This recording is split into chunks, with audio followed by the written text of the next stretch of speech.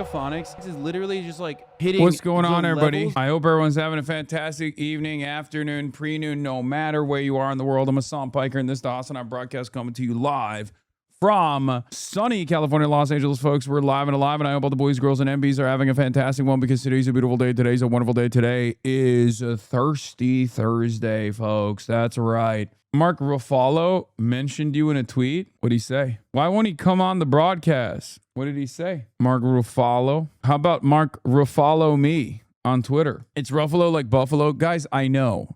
He's one of the most famous actors of our generation. Why would I not know how to say his last name correctly? Are you crazy? Meet Hassan Piker. Why is he the scariest man in America? Progressive streamer Hassan Piker joins Watch a Hot on the Joanne Reed show to respond to the great establishment freak out over his involvement. Mark Ruffalo says the centrist Democrats should probably start talking about affordability and not Hassan Piker. The voters have had it with their coziness with AIPAC, Israel corporations, the oligarchs, and their attacks on those who are talking about those things. Mark, please come on the broadcast, man. What are we doing? Yeah, Mark Ruffalo responds on Blue Sky to Wajahat Ali posting me and says they should stop attacking Hassan Piker. Respect. Waj is the one bringing up Piker again and again. This benefits Waj and Piker for clicks. It's great for MAGA, who can use it against all Democrats. Stevens literally just brought it up as her main criticism of El Sayed. AIPAC is keeping the purchased politicians on this talking point. Good journalists are just pointing out how ridiculous it is.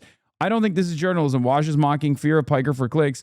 His Piker videos get the most clicks. Boring subjects like affordability don't, but this is accepting and normalizing Piker, meaning that anything he said in the past can be used as an issue. Thanks, Saul Yusuf. Guy with the last name Yusuf doesn't understand how these are Islamophobic attacks no matter what happens. Guy with the last name Yusuf unironically doesn't understand that you're just normalizing Islamophobia by giving credit to the people who are saying, yeah, this Hassan guy loves 9/11. I should get Reacher on. The Reacher guy is like, he is the OG progressive mind in a MAGA body guy. He's always been this guy. Alan Richson is so interesting to me. I love him. He's always been unbelievably woke, and like woke in the same exact way that people clown on me for. Yeah.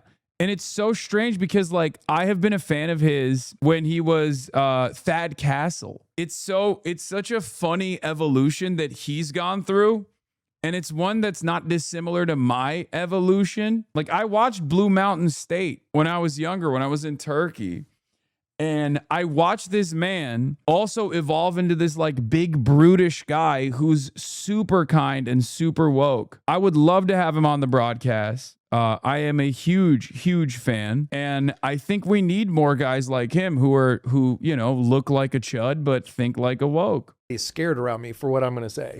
Everybody's saying, my publicist right now is like, oh, I say she's like biting her nails. Her nails she bites her nails down to the cuticles. They're just tiny little cuticles left. And she's like, what is this idiot going to do?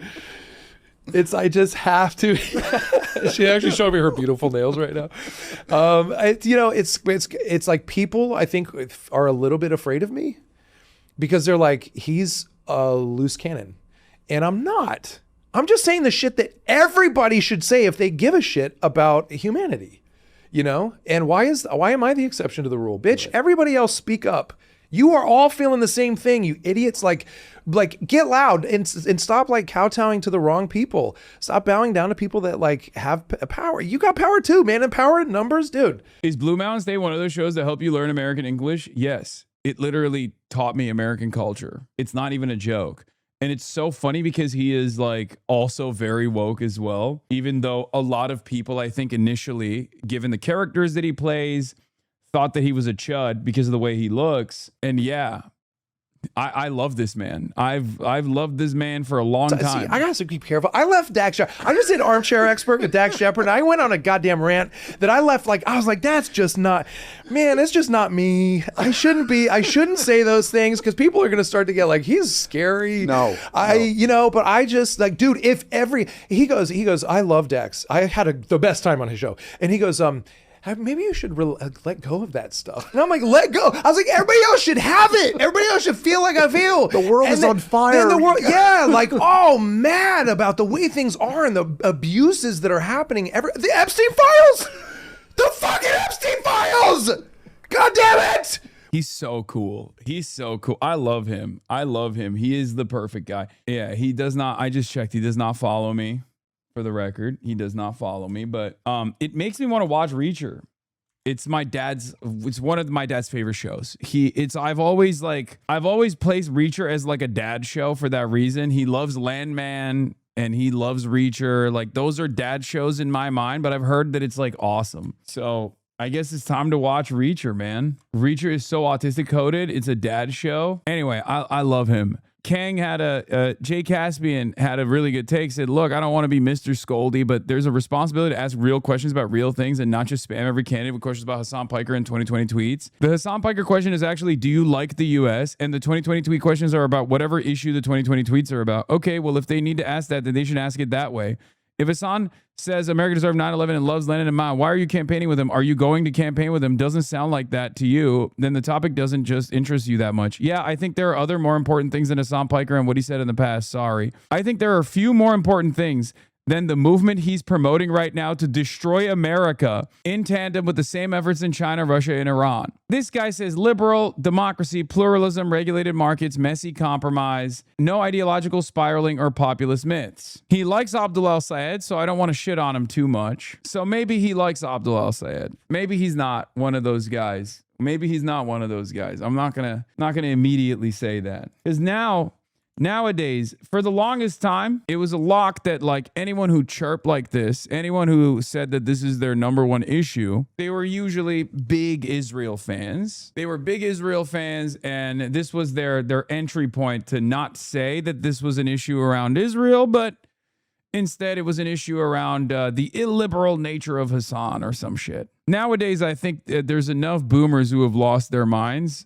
or who have been fearful, who have been made to fear what I represent, what we represent, that it could be an anti-DSA guy as well. For what it's worth, Zero, I decided I should support Blue no matter who, but I am keeping Piker and DSA itself on blast, and I'm dissenting as measuredly and non-passive aggressively as I can from nominee policies which seem perverse to national security, isolationism, disarmament, and technophobia. Swan Marcus, no law, that ship has sailed. I'm voting for literally any Republican over politicians who campaign with Hasan Piker. You guys know he's an advocate of terrorism and the murder of innocent people. If you want me to vote for you, tell him to go fuck himself. Yeah.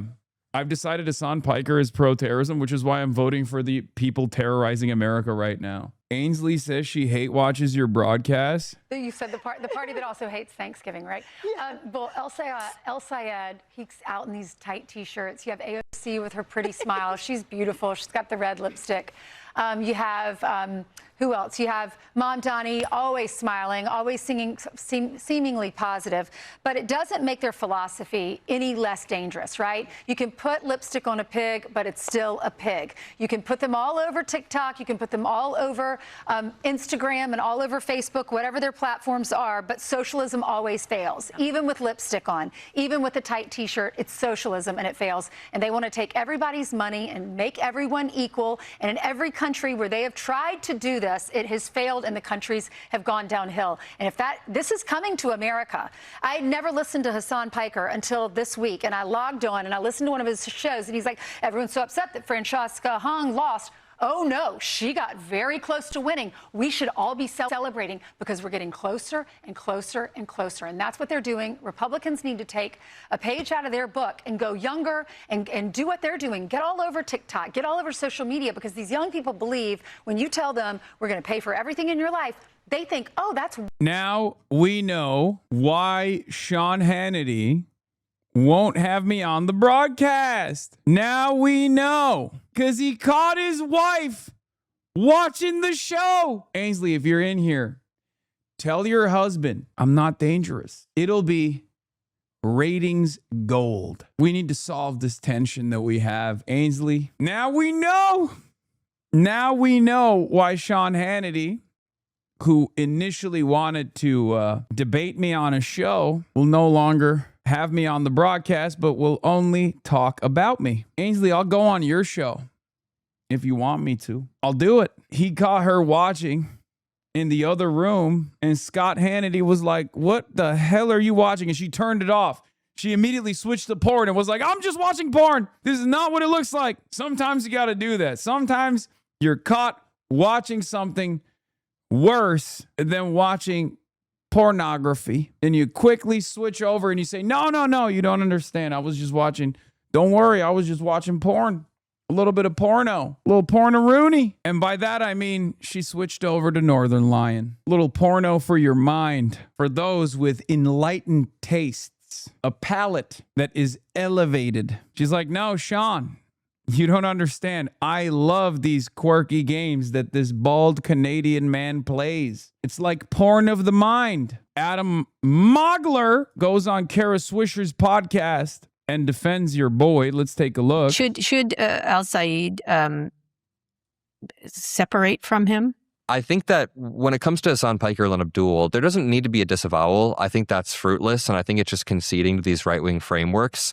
I genuinely think that Donald Trump surrounds himself with people that are just as like radical as Hassan Piker on a daily basis. The way that Stephen Miller is always screaming and frothing at the mouth on Fox News every single week. I mean, Donald Trump surrounds himself in campaigns with many extremist radical people. The Republican Party is like uniting around Max Miller after he allegedly broke his 2-year-old collarbone. I'm not trying to compare any of that to Hassan Piker. Yeah, it doesn't really matter.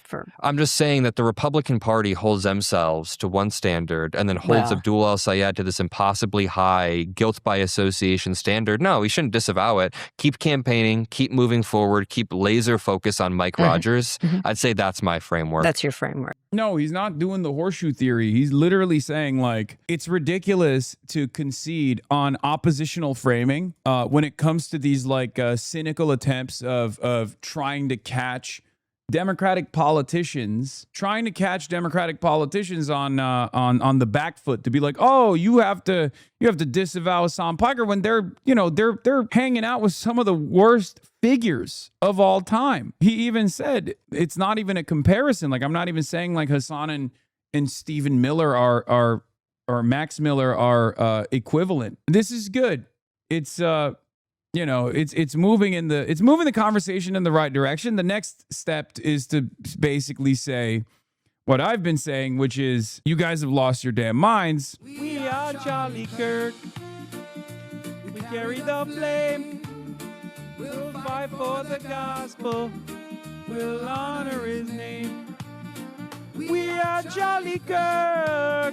His courage on. Together unbroken. We'll make heaven known.